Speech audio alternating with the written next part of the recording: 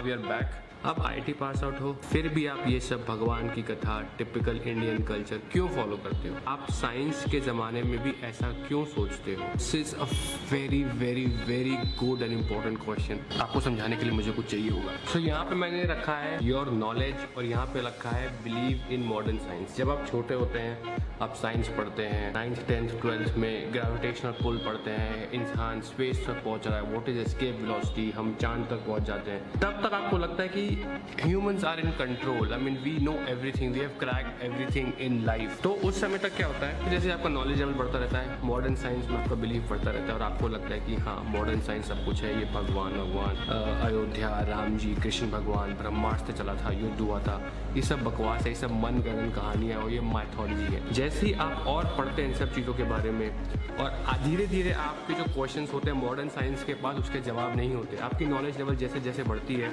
आपका modern science से belief हटता जाएगा। So this is your knowledge level. So probably over here you are somewhere 20 years and over here you are somewhere 60 years.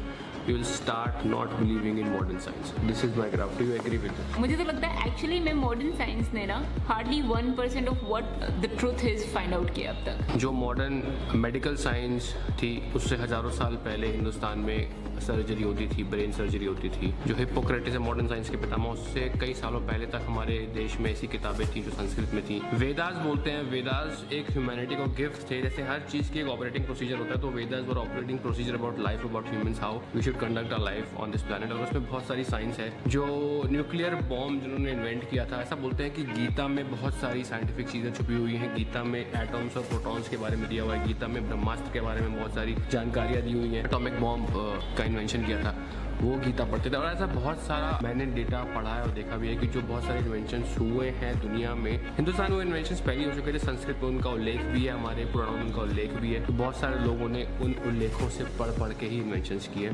तो हाँ, इस question को अगर लंबा करें तो ये बहुत बड़ा डिस्कशन टॉपिक बन जाएगा, बट इसको ये खत्म करते हैं। इससे मेरी बिलीव बहुत ज़्यादा है कि हमारी जो एंशिएंट साइंस थी वो बहुत ज़्यादा डेवलप थी। कुछ कारणवश वो गिर गई। जब मुगल्स आए थे, उन्होंने तक्षशिला यूनिवर्सिटी को जलाया था। वहाँ पे सारे हमारे ओरिजिनल वेदास थे। बाहर से लोग पढ़ने आते थे, चाइना से पढ़ने आते थे, यूरोप से लोग वहाँ पढ़ने आते थे, मेडिटेशन सीखने आते थे। वो जब यूनिवर्सिटी जली थी, वो 1 महीना तक जलती रही थी। उसमें इतना डेटा था, इतनी नॉलेज थी। So people have come here, ruled us, invaded us and destroyed our knowledge, and that's why we think कि मॉडर्न साइंस इतनी ग्रेट है।